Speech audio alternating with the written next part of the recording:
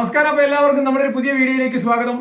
ഇതറിയാം, നിങ്ങൾക്കറിയാം, ഒരു മുള കൊണ്ടുള്ള ഒരു മുറാണ്. നമ്മളെ വീട്ടമ്മമാരൊക്കെ അടുക്കളയിൽ ഉപയോഗിക്കുന്ന ഒരു മുറം എത്ര മനോഹരമാക്കിയിട്ടാണ് ഒരു കലാരൂപമാക്കി മാറ്റിയിട്ടുള്ളത്. അപ്പോൾ നമ്മൾ പല സംരംഭകരെയും ഇതിനു മുൻപൊക്കെ പരിചയപ്പെടുത്തിയിട്ടുണ്ട്. ഇങ്ങനെ മുള കൊണ്ടുള്ള ഉൽപ്പന്നങ്ങളെയും കൂജയടക്കമുള്ള മൺപാത്രങ്ങളെയും എല്ലാത്തരം വസ്തുക്കളെയും പുതിയ കലാരൂപമാക്കി മാറ്റുന്ന കുറെ കലാകാരികളെയാണ്, അവരുടെ സംരംഭത്തെയാണ് ഇന്ന് നമ്മൾ പരിചയപ്പെടുത്താൻ പോകുന്നത്. ഞാൻ ഇന്നുള്ളത് കൽപ്പറ്റയ്ക്ക് അടുത്താണ് ഉള്ളത്, കൽപ്പറ്റ നഗരത്തിലാണുള്ളത്. ജീവൻ ജ്യോതി എന്ന സ്ഥാപനത്തിലാണുള്ളത്. ഇത് കണ്ടോ, നമ്മൾ നെറ്റിപ്പട്ടം എല്ലാവരും വാങ്ങിയിട്ടുണ്ട്, ഉപയോഗിച്ചിട്ടുണ്ട്. പക്ഷേ ഇതുണ്ടാക്കുന്നത് എങ്ങനെയാണെന്ന് നമ്മൾ കണ്ടിട്ടുണ്ടാവില്ല. അപ്പോൾ കുറച്ച് വിരമിച്ച ആളുകളുണ്ട്, കുറച്ച് വീട്ടമ്മമാരുണ്ട്, സാധാരണക്കാരായ സ്ത്രീകളുണ്ട്.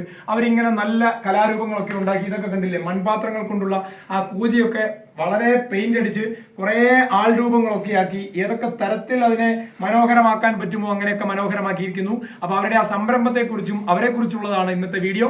എല്ലാവരും ആദ്യാവസാനം കാണണം എന്ന് അഭ്യർത്ഥിക്കുകയാണ്.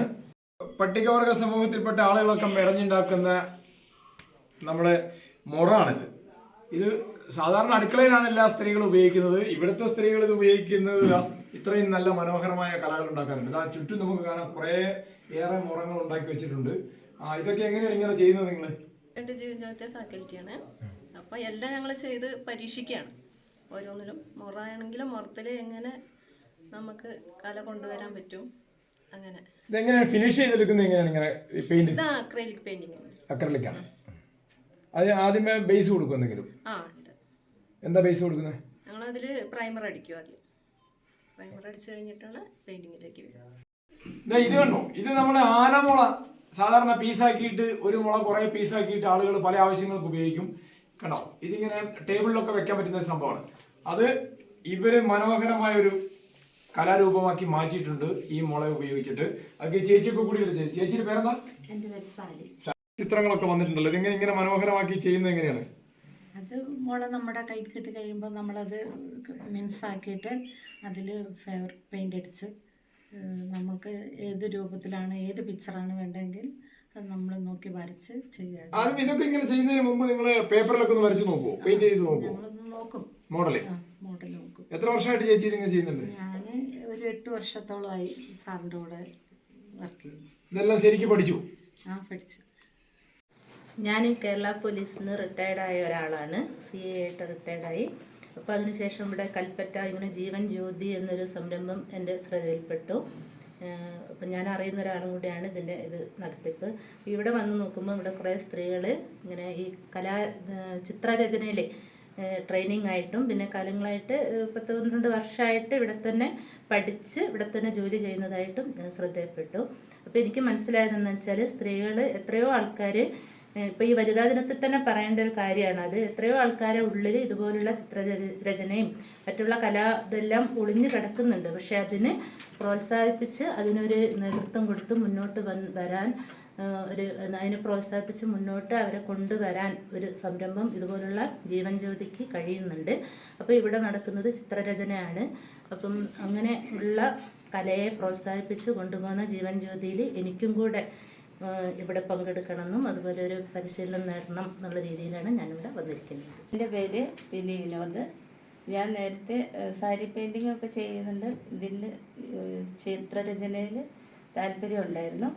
അങ്ങനെയാണ് സാറിൻ്റെ അടുത്ത് എത്തിപ്പെട്ടത്. സാറിൻ്റെ അടുത്തെത്തി മ്യൂറൽ പെയിൻറ്റിങ്ങും നെറ്റിപ്പട്ടും എല്ലാം അങ്ങനെ കുറേ ഇത് പഠിച്ചു.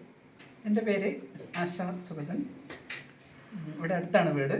എൻ്റെ ഫ്രണ്ട് ലൈല ആണ് ഈ ജീവൻ ജ്യോതിയെക്കുറിച്ച് പറഞ്ഞത്. അപ്പം എനിക്കിത് കാണാനും വരാനും ഒരു ആഗ്രഹം ഉണ്ടായി. വന്ന് നോക്കിയപ്പം ഇത് ഒരു മഹാ അത്ഭുതമാണ് ഇവിടെ നടക്കുന്നത് എനിക്ക് മനസ്സിലായി. ഓരോ സ്ത്രീകളുടെയും മനസ്സിൽ ഉറങ്ങിക്കിടക്കുന്ന കുറേ കലാരൂപങ്ങൾ പകർത്തിയത് കണ്ടപ്പം സത്യത്തിൽ എനിക്ക് എന്തെന്നില്ലാത്തൊരു ആനന്ദമാണ് തോന്നിയത്. പിന്നെ ഇവിടെ വന്ന് ഇരിക്കുന്നവരുടെ ഒരു സാമ്പത്തിക നേട്ടം മാത്രമല്ലല്ലോ, ഇതൊരു മാനസിക ഉല്ലാസവും കൂടിയാണത് എന്നാണ് എനിക്ക് മനസ്സിലായത്. അപ്പം ഇതിൽ പങ്കെടുക്കാനും ഇതൊക്കെ പഠിക്കാനും എനിക്കും വളരെ ആഗ്രഹം തോന്നി. ചെറിയ ചെറിയ രീതിയിൽ പെയിൻറ്റിങ്ങും സാരി പെയിൻറ്റിങ്ങും ഒക്കെ ഞാൻ ചെയ്തിട്ടുണ്ട്. അപ്പം ഇത് ഒരു വേറെ ലോകമാണെന്ന് എനിക്ക് മനസ്സിലായി. അതുകൊണ്ട് ഇവിടെ വന്ന് പെട്ടതിൽ വളരെ സന്തോഷം തോന്നുന്നുണ്ട്. ഞാൻ എഡ്യൂക്കേഷൻ ഡിപ്പാർട്ട്മെൻറ്റിൽ നിന്ന് റിട്ടയർ ചെയ്ത ഒരാളാണ്. അപ്പോൾ ഇവിടെ ഇങ്ങനെ ഒരു ജീവൻ ജ്യോതി എന്നുള്ള ഒരു സംരംഭം തുടങ്ങിയത് അറിഞ്ഞപ്പോൾ ഇവിടെ വന്ന് നോക്കാനൊരു താല്പര്യം തോന്നി വന്ന് നോക്കിയപ്പോൾ ഇവിടെ ഒരു വിസ്മയ ലോകം തന്നെയാണ് ഇതിൻ്റെ അകത്ത് കണ്ടത്. മ്യൂറൽ പെയിൻറ്റിങ്ങും എല്ലാ തരത്തിലുള്ള കലാരൂപങ്ങൾ, പിന്നെ അത് നിറച്ച് ഇവിടുത്തെ ചുമരുകളിൽ മുഴുവൻ അത് തന്നെ ഉള്ളൂ. അപ്പോൾ എനിക്കത് പഠിക്കാനൊരു താല്പര്യം തോന്നി. അപ്പോൾ ഞാൻ അതിനുവേണ്ടി ശ്രമിച്ചുകൊണ്ടിരിക്കുകയാണ്. ഇവിടെ എൻ്റെ പോലെ താല്പര്യമുള്ള ഒത്തിരി സ്ത്രീകൾ ഇവിടെ വന്ന് പഠിക്കുന്നുണ്ട്. അപ്പോൾ അവരോടുകൂടി ചേരാനും ഇതിൻ്റെ ഒരു ഭാഗമാവാനും കഴിഞ്ഞതിൽ വളരെ സന്തോഷം. ജീവൻ ജ്യോതി കുറേ പ്രവർത്തനങ്ങൾ നടത്തിയിട്ടുണ്ടല്ലോ, പക്ഷേ ഇവരിങ്ങനെ ഒരു പെയിന്റിങ്ങിലേക്ക്, ഈ മ്യൂറൽ പെയിന്റിങ്ങിലേക്ക് ഇവരെ കൊണ്ടുവരാനൊരു കാരണം എന്താണ്? ഒരു ചരിത്രാതീത കലയാണ് ഈ മ്യൂറൽ എന്ന് പറയുന്നത്. അതിന് നമ്മൾ വേറൊരു ഭാഷ ഉപയോഗിക്കുന്നത് ചുമർ ചിത്ര കലകൾ എന്നാണ്. കേരളത്തിലെ എല്ലാവർക്കും ഇതിനെക്കുറിച്ച് അറിയാമെങ്കിലും നമ്മുടെ സാധാരണക്കാരായ സ്ത്രീകൾ, പ്രത്യേകിച്ച് വയനാട്ടിലുള്ള വനിതകൾ ഈ രംഗത്തേക്ക് കടന്നു വരാറില്ല. ഒരല്പം റിസ്ക് ഉണ്ട് ഇതിനകത്ത്. എളുപ്പത്തിൽ വിറ്റഴിക്കാൻ പറ്റുന്നതല്ല. പക്ഷേ വളരെ മനോഹരവുമാണ്, വളരെ വിലപിടിപ്പുള്ളതാണ്. എല്ലാവരും ശ്രദ്ധിക്കപ്പെടുന്ന ഒരു കലയായതുകൊണ്ടാണ് ഇതിനെ ഞാൻ കൂടുതലായിട്ട് പ്രൊമോട്ട് ചെയ്യുന്നത്. കൂടുതലായിട്ട് സ്ത്രീകൾ ഈ രംഗത്തേക്ക് വരുന്നുണ്ടല്ലോ, ഇതിൻ്റെ ഒരു റിസ്ക് അവർക്ക് എന്താണ് ഓവർടേക്ക് ചെയ്യാനുള്ളത്? അവർക്ക് റിസ്ക് എന്ന് പറഞ്ഞിട്ട് അങ്ങനെ ഒരു കുഴപ്പമില്ല. പക്ഷെ ഇതിനോടുള്ള താല്പര്യമാണ് അതിൻ്റെ മെയിനായിട്ടുള്ള ഘടകം. അതിന് വേണ്ടിയിട്ട് ഹാർഡ് വർക്ക് ചെയ്യുക എന്നുള്ളതാണ്. ഏത് വർക്കും നമുക്ക് ചെയ്തെടുക്കാൻ പറ്റിയതാണ്. അപ്പോൾ അതിന് വേണ്ടിയിട്ട് അവർ തയ്യാറാവണം, മാനസികമായിട്ട് തയ്യാറാവണം. ഒരു ദിവസം വന്നിട്ട് പെട്ടെന്ന് പഠിച്ചു പോകുക എന്നുള്ള രീതിയിൽ വന്നാൽ നടക്കുന്ന കാര്യമില്ല. അപ്പോൾ അതിൻ്റെതായ ഫാൾട്ടുകൾ ആ വർക്കിലുണ്ടാകും. ഒരു പൂർണ്ണ ചിത്രകാരിയായി മാറണമെങ്കിൽ അതിനുള്ള സമയം എടുക്കും. അപ്പോൾ ഏകദേശം ഒരു 2-3 വർഷമായിട്ട്, ഞാനിപ്പോഴും 25 വർഷമായിട്ട് ഈ ഫീൽഡിലുണ്ട്. ഇപ്പോഴും ഞാൻ പഠിച്ചുകൊണ്ടിരിക്കുന്ന ഒരു മേഖലയായിട്ടാണ് എനിക്കിപ്പോഴും തോന്നുന്നത്.